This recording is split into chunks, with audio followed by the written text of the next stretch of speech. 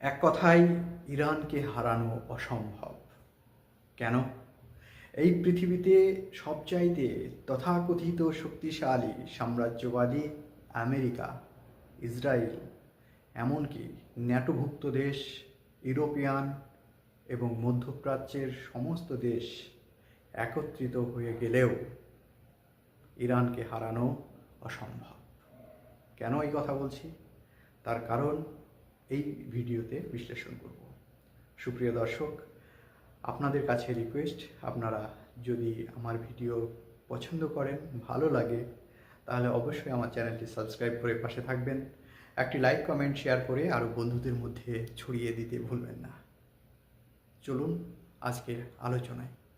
সুপ্রিয় দর্শক, শুরুতেই বলেছি কেন ইরানকে হারানো অসম্ভব।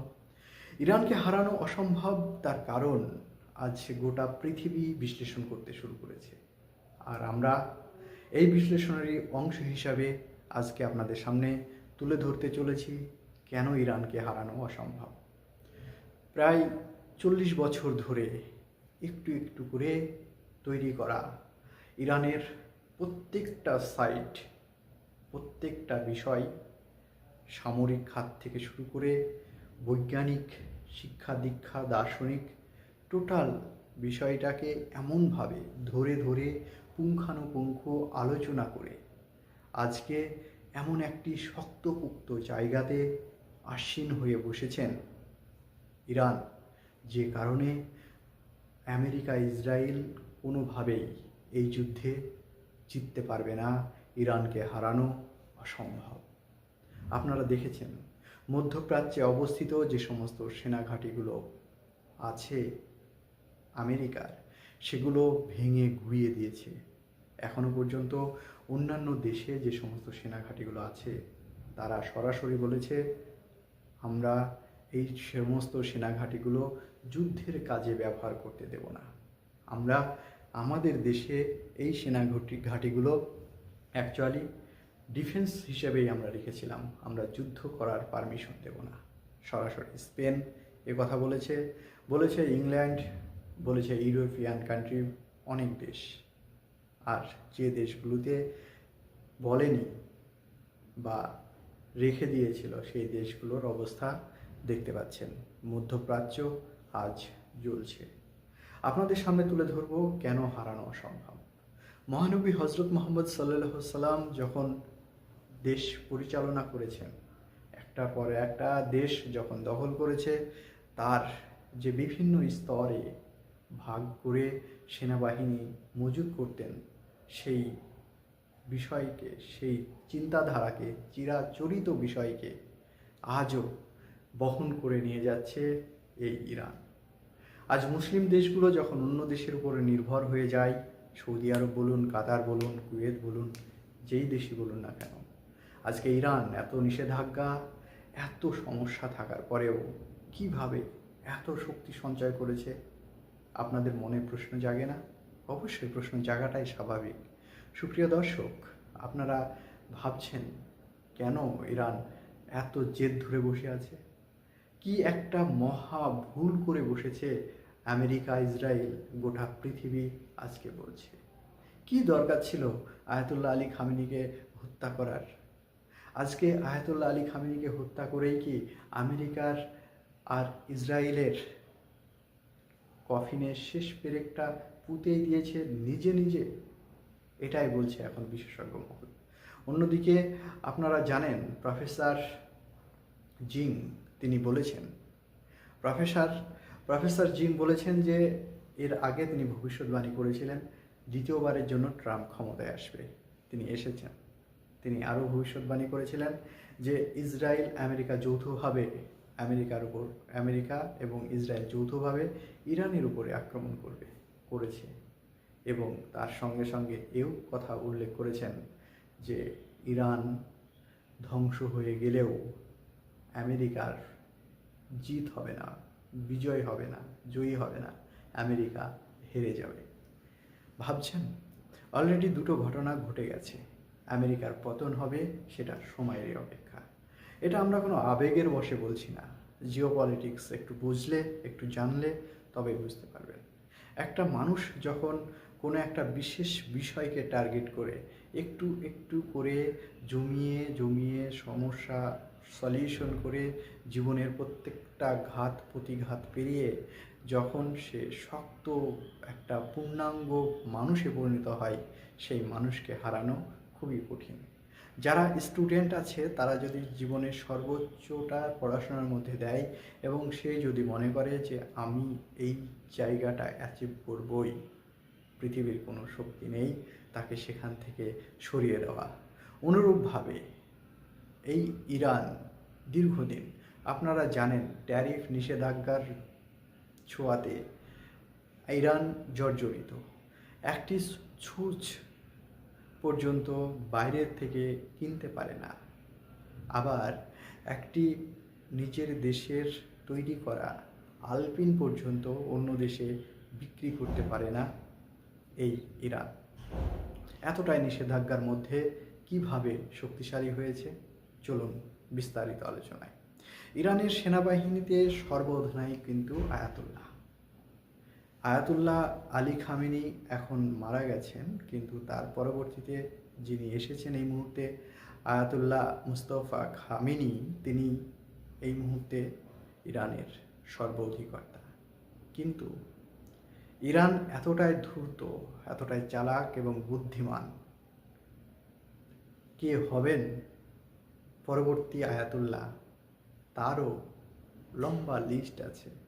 অতএব একটা আয়াতুল্লাহকে মেরেই যে ইরানের আয়াতুল্লাহ শেষ করে দেওয়া যাবে এটা কিন্তু নয়। এই গেল প্রথম। দ্বিতীয়ত হচ্ছে ইরান দুটি কমান্ড সিস্টেমে, সেনাবাহিনী সিস্টেমে চলে। সেনাবাহিনী মানে শুধুমাত্র পদাতিক আর বন্দুকধারী লাঠিধারী পুলিশ নয়। এই সেনাবাহিনীর দুটি স্তর আছে ইরানে, একটা হচ্ছে আর্তেস আর দ্বিতীয়টি হচ্ছে আইআরজিসি। আইআরজিসির যতগুলো টেবিল আছে, যতগুলো সেনাবাহিনী, যতগুলো ব্যাটান আছে, যতগুলো ব্যাটালিয়ান আছে, আর্তেসেরও ঠিক ততগুলোই আছে। এরা দেশের অভ্যন্তরে সমস্ত কিছু দেখে। এদের আছে সমস্ত রকমের ব্যবস্থা, স্যাটেলাইট থেকে শুরু করে দৈত্য শাসন, যেটা আপনারা ভারতীয় ইতিহাস যারা জানেন, ব্রিটিশ পিরিয়ডের বিষয়টা যারা একটু পড়েছেন তারা জানেন, ব্রিটিশরাই এই দৈত্য শাসন ব্যবস্থা চালু করেছিল। অর্থাৎ দুই দিক থেকে শাসন হবে, একটা দেশের অভ্যন্তরে, একটা বিদেশ থেকে। অর্থাৎ ইংল্যান্ডের থেকে শাসন ব্যবস্থা যেমন ভারতবর্ষে চালাবে, ঠিক ভারতবর্ষেও রাজা বাদশাহ যেমন যেমন থাকে সমতটাই থাকবে। যারা আমরা ইতিহাসে পড়েছি আমরা খুব সহজে বিষয়টা অনুধাবন করতে পারছি। ঠিক একই রকম পরিকাঠামো শুরু করেছে ইরান। আর্তেস তার তত্ত্বাবধানে, যেমন সেনাবাহিনীর একদম নিচু পদস্থ থেকে উচ্চ পদস্থ, এবং তাদের হাতে র্যাডার, যুদ্ধ জেট থেকে শুরু করে সমস্ত কিছু। অন্যদিকে আইআরজিসি। কেন এই দৈত্য শাসন, কেন এই দুই মেরুর তৈরি করা? তার কারণ হচ্ছে টোটাল বিষয়টা, ইরানের অভ্যন্তরে যত বিষয়, সমস্ত বিষয়টাকে হ্যান্ডেলিং করবে, কন্ট্রোল করবে আর্তেস। আর সেখানে ন্যূনতম যদি প্রয়োজন হয় তখন আইআরজিসি নামবে। এই শাসন ব্যবস্থা চালু করেছে এবং এই শাসন ব্যবস্থার ফলে এই দুই মেরুকে সম্পূর্ণ দুই দিক থেকে মেনটেন করে, একটার সঙ্গে একটার কোনো প্রকারের সম্পর্ক নেই। আইআরজিসিতে আছে স্থলবাহিনী, বিমান বাহিনী থেকে শুরু করে জলবাহিনী, সমস্ত স্তরে বিভিন্নভাবে ভাগ করা আছে। অন্যদিকে আর্তেসেও বিভিন্নভাবে ভাগ করা আছে। এই গেল দুটো। বেসিস ফোর্স আছে। এই বেসিস ফোর্স হচ্ছে একটা স্বেচ্ছাসেবক সংস্থা। এই স্বেচ্ছাসেবক সংস্থায় প্রায় 90 লক্ষেরও বেশি, 90 লক্ষ, প্রায় 1 কোটির কাছে। ভাবছেন, যেখানে 9 কোটির সামথিং জনসংখ্যা, সেখানে 1 কোটিরও কাছে বেসিস গ্রুপে, আইআরজিসি আর্তেসের বাদ দিয়ে শুধুমাত্র বেসিস গ্রুপের ভিতরেই এতগুলি স্বেচ্ছাসেবক সংগঠনের আওতায় এরা আধা সামরিক বা পদাতিক সেনাবাহিনী এরা ট্রেনিং করেছে। অতএব বুঝতেই পারছেন কোন দিক থেকে যে আক্রমণ হবে। যখন সাপোজ মনে করেন ইরানের দক্ষিণ দিকে যখন লক্ষ্যবস্তু করে ইসরায়েল আমেরিকা যেটাই ছুড়ুক না কেন, ধরে নিন B2 বোম্বার ছুড়ল, এর ফলে দক্ষিণ অংশটা ধ্বংস হয়ে গেলেও বাকি 3টি অংশ খোলা থাকছে। তাই বাকি 3টি অংশ যখন পাল্টা আক্রমণ করবে, তখন ওরা যদি B2 বোম্বার ছোড়ে, ইরান কি B2 বোম্বার বা সমতুল্য বা তার চাইতে বেশি কোনো কিছু নেই? অবশ্যই আছে। এটাই হচ্ছে সবচেয়ে শক্তির মূল কারণ। আর চারিদিক থেকে যদি আক্রমণ করে, উত্তর দক্ষিণ মানে 4 দিক থেকে যদি আক্রমণ করে, 4 দিক থেকে আক্রমণ করা কোনো দেশের পক্ষে সম্ভব নয়, 4টে দিক থেকেই একযোগে একসঙ্গে। কেননা তার যে পরিকাঠামো, তার যে সিস্টেম আমেরিকা এবং ইসরায়েলের, তাতে কোনোভাবেই সম্ভব নয়। দ্বিতীয়ত, যদি 4 দিক থেকে আক্রমণ করে তাহলে পারমাণবিক বোমা নিক্ষেপ করতে হবে। এটা ইউনাইটেড নেশনের সম্পূর্ণ পরিপন্থী। স্বাভাবিকভাবেই ইরানকে একেবারে এক কোণ ঘেঁষে বা কোণঠাসা করে মেরে ফেলা সম্ভব নয়। এই গেল তৃতীয় পদক্ষেপ। আরেকটি বিষয় হচ্ছে এই যে দ্রুত সেনাবাহিনীর বিষয়টা বললাম, এখানে একটার সঙ্গে একটার কোনো যোগাযোগ নেই।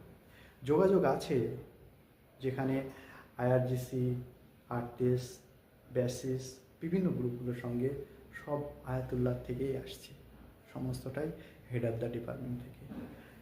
যদি কোনো কিছুর প্রয়োজন হয়, এরা স্বয়ংক্রিয়, এদেরকে কোনো সময়ের জন্য অনুমতির প্রয়োজন নেই। এটা হচ্ছে সবচেয়ে গুরুত্বপূর্ণ বিষয়।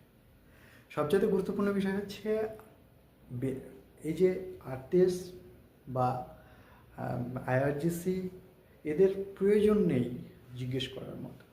এই গেল একটা বিষয়।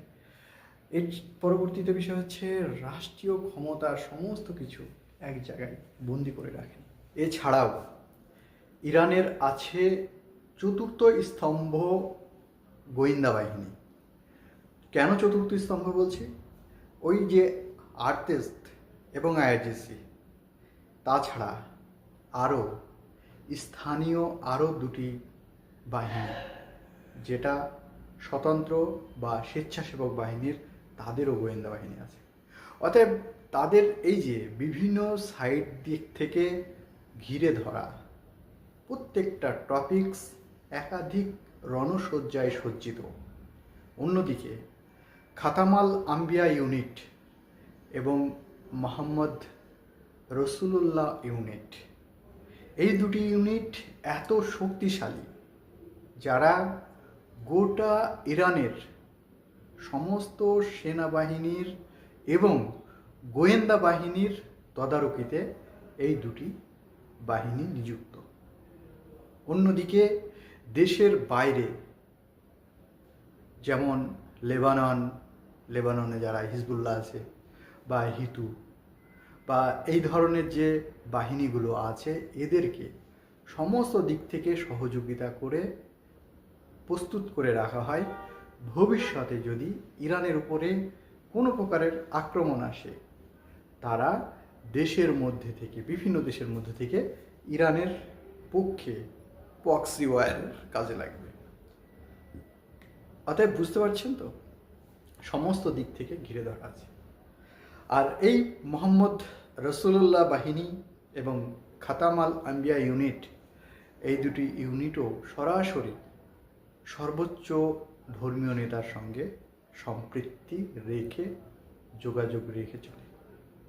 সুপ্রিয় দর্শক, এই আয়াতুল্লাহ আলী খামেনির দেশ, বর্তমানে আয়াতুল্লাহ আলী খামেনি যেহেতু মারা গেছেন, এই আয়াতুল্লাহদের দেশ, যারা সরাসরি নিজেদেরকে মহানবী হজরত মুহাম্মদ সাল্লাল্লাহু আলাইহি সাল্লামের বংশধর বলে মনে করেন, তারা সর্বদিক থেকে যে ব্যাপক শক্তি অর্জন করে গোটা পৃথিবীতে বিরাজমান, তাই তাদেরকে হারানো অসম্ভব।